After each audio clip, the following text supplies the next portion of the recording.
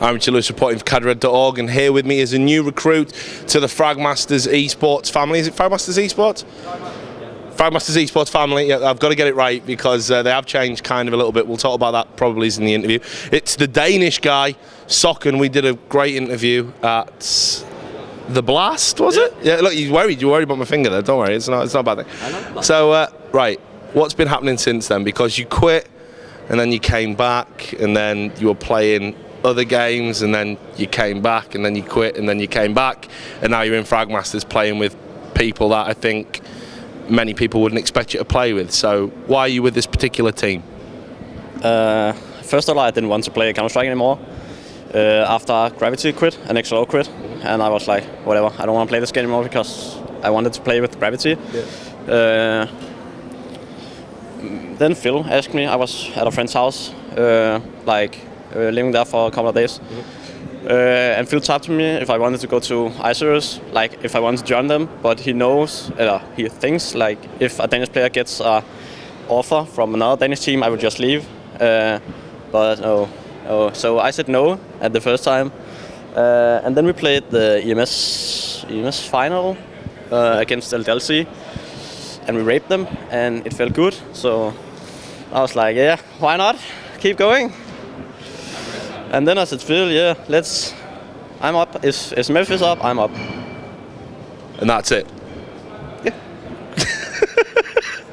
That's I just love the way you put things. That's what it is. So you're now in Fragmasters full time, but are you actually gonna stay the course? Because Danish players do seem to have a problem, sticking to things. The Danish teams break up and swap all the time. Danish players, when they join foreign teams, they usually quit or they get emotional or upset when they don't win. How do we know that's not going to happen again? Well, I didn't want it to get out like this. So, but Phil, I'm sorry. If anybody wants a 5-player to Copenhagen Games, I'm up. Unless we win this event. So if you win this event, you will stay with Toxic, is what you're saying? I hope he's joking about this. Is this? So are you actually a mercenary for this event? No, I don't care. Honestly? Yeah, there's not really any people I want to play with. Those players I want to play with is stopped playing, or I'm playing with Danny. And he's like one of the only guys I want to play with. Him and XLO Gravity and Ank maybe from the former Copenhagen Wolves team, and Nico from Western Wolves he's playing now, I think they're named. What else? There's not really any players I want to play with at the moment. Are you considered to be a bit, I don't know what the word would be, but I've done an interview with Huds G today, and a lot of people say, the UK scene, people don't want to play with George. I mean, that's a perception about him. I don't think it's true, but it's a perception. Do the Danish people not want to play with you? Is that why you're playing with a foreign team, or is this entirely your choice, something you've manufactured for yourself? I don't know. I didn't really get any good offers after I quit. Or maybe the Tobacco wanted us to stay together in Flux, but me and Herden was like, whatever. So no, I don't know. I think they want to play with me. But it's like the most players I played with in the past, like 100 and things, I never did smokes or flashes. I couldn't remember tactics. Actually, back in Saya I could, of course, but the first time, and I think they're like afraid that I'm not committed into the things we're doing and just saying, fuck this, I don't want to play while we're fragging or something, but I don't know. So how have you been settling into this Toxic team? Because if there's one story I'm kind of getting a little bit bored of writing at the moment, it's Fragmasters changing lineups. It seems to be, I'm sorry, it's true. Like, there's always seems to be, a bit of a shuffle here, and sometimes it's the same players, which gives you the illusion of continuity. But Fragmasters does seem to be quite a volatile team in terms of, maintaining lineups. I mean, they've got Neil, they've got Whindanski. That's the core too. But everyone else is chop and changing. So how are you finding the team from your perspective? Well, I think things is going great at the moment. Or sometimes it's going really bad, and sometimes it's going okay. That's the stages we have right now. Okay, well, tell me, why does it go bad? What happened? I think it's because Neil needs to be like more more rough when he calls, like really say what people have to do. Most of the time he's like, oh, guys, I'm going long alone, go B. And then he dies, and then whatever, guys, go B. Oh, guys, they're far long, and then there's like 5 minute B. But I don't know, maybe. Attitudes. Yeah, attitudes. Andre is like, oh god, this never happened in 1.6. Wait. No, I don't know. It's like we never. There have been a small, like, a couple of times rage critic from practice. Yeah. But else it's been okay these couple of weeks. Is it what you're used to? I mean, like, are you having a good time with the guys? Do you feel, you know, like they're very welcoming, and do you get along with them as, you know, people as well as players? Yeah, I get along with them all very good. I love them. Another thing I would say, I love Neil because I basically hated him the whole time I played CSS because he always flamed me. But now I played with him and it's like all the flame is just fucking banter. It's so hilarious. I don't know. Andre is like he can be a little rough sometimes, but it's like you just have to forget. It's that he wants to win so much that when we lose, he can be like. Yeah, he's quite a character. Barbar is. I've had a drink with him, and it was a hell of a drink. He's a good guy, I think. You know, but he can be a bit hot-headed. You know.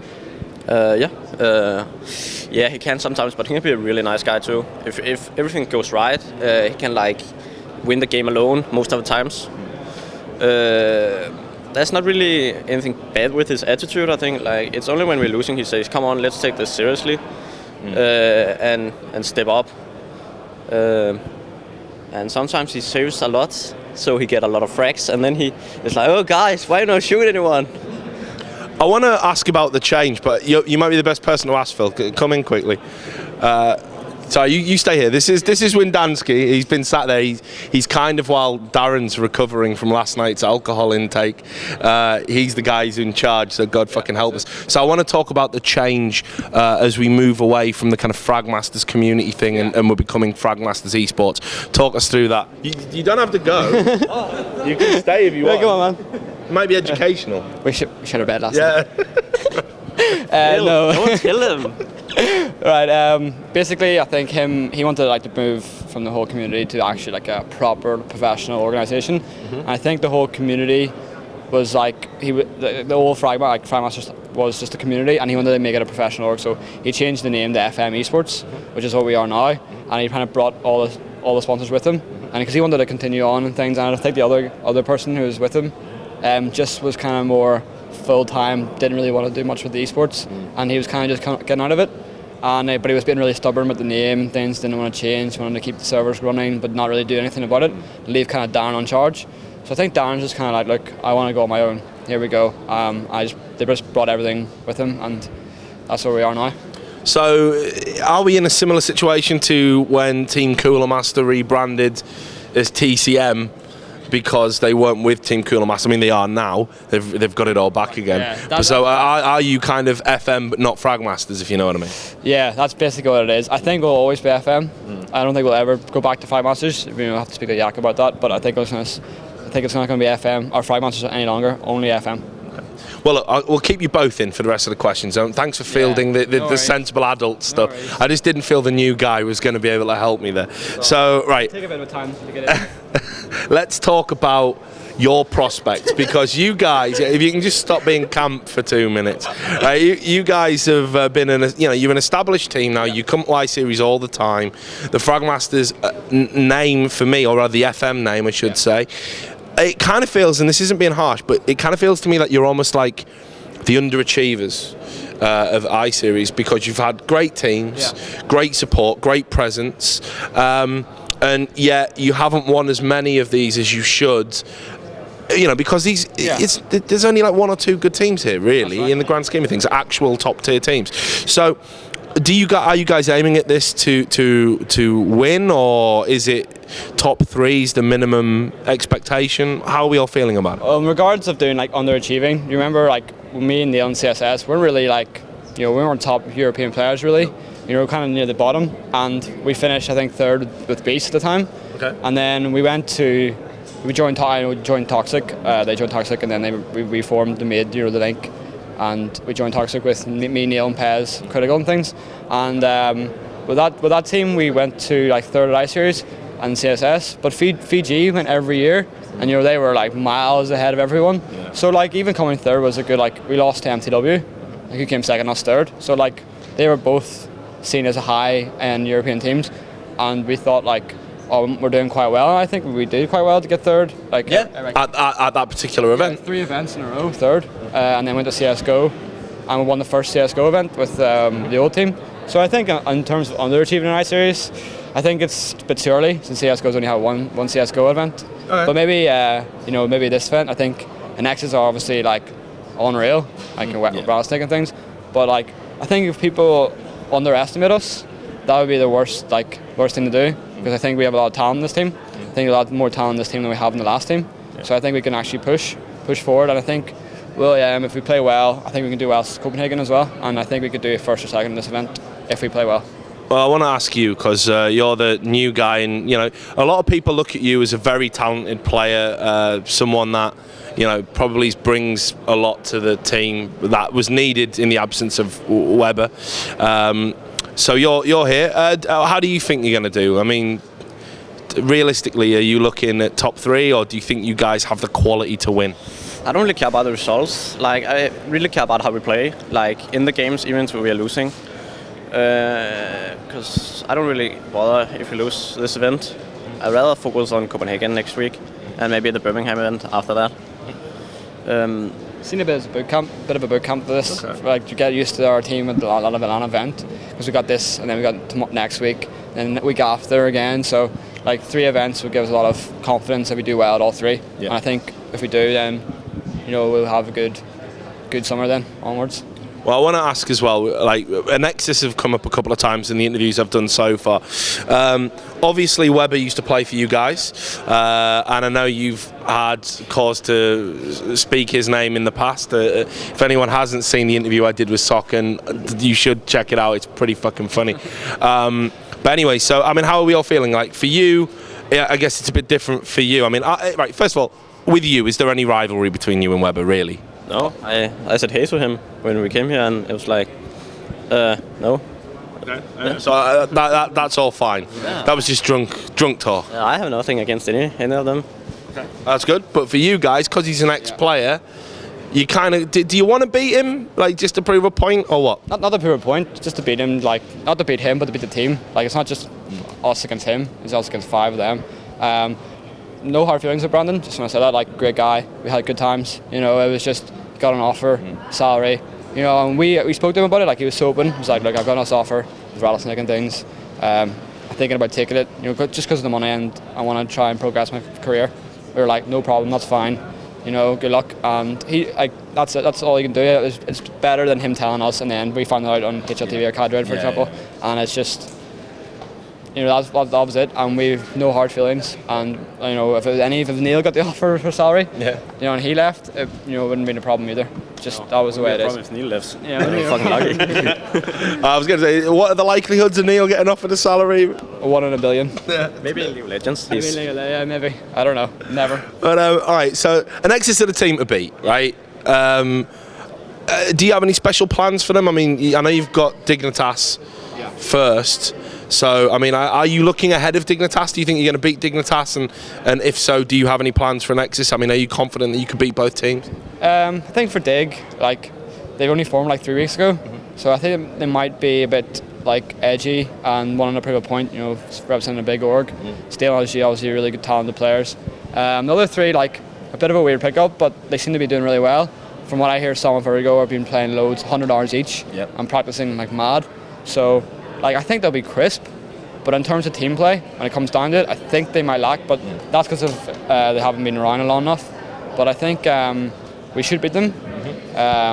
We should beat them well, but things happen. The CS:GO is so up and down. Anything can happen. So if we lose them, it's not really the end of the world. We think we go on to the lower bracket. But we are thinking about Nexus as well. Like we have to, because obviously they're going to be at Copenhagen as well, and we think like if we do well or we win this event, then we might get a better seed than them and maybe a better run. So that's what we're trying to think ahead as well. So last question. I'm going to let the guy who started the interview finish the interview. But if I'm right, this is your first UK event. Yes. Yeah, and last, if you didn't catch that from Phil. What have you thought of it so far? Because I know any Counter-Strike player is probably going to have heard of an ice series. So you're finally at one. What do you think of it? Well, basically the delay is bullshit. Now I know it's the player's fault and we woke up late and everything, but like to take a to take a cigarette after a half and piss and shit every fucking half, it pisses me off so bad. It's like, okay, let's get this going. We are delayed in the first place. Well, Yeah, but Danish events, it's not that different, is it? no, but there's a little bit more like religion is like really good to say it's now or you're out. Yeah. So other than you guys causing the problems, it's been pretty good. Yeah. Okay, there we are then. Oh, sorry, nearly forgot, didn't I? Yeah. We're letting everyone do shout-outs in these interviews, sorry. So you would like to say some thank you to your sponsors, I believe? Yeah, that's right. Just want to say a big shout out to Razer, Twitch, Multiplay. They've been awesome, and Sapphire as well, of course. And I just want to say, for the Aces as well, the Aces guys were awesome. I didn't have them on honor for the event. They gave me an awesome 27-inch, 144 hertz beast, and it's been awesome to lend me that. So I want to say thank you to them. You got any final words you'd like to add as well, since we're doing that? Shout out to Neil's mom for being so supportive on Facebook. Yeah, she's been awesome on the stream, watching us. Thank you. And Neil's granny with She's Alhamas. awesome as well, and her sister. She's awesome. So basically all the female members of Neil's family. In a Neil's senior t-shirt at home. Like, T-shirts at home. Rooting Is that real? Yeah. I don't. You're baiting me. You're baiting me. Right. Anyway, so do stay tuned to the website. We're going to have more interviews like this one, maybe a bit more focused on the games and not various relatives that belong to the players. See ya. So yeah, do stay tuned to the website. Thanks a lot.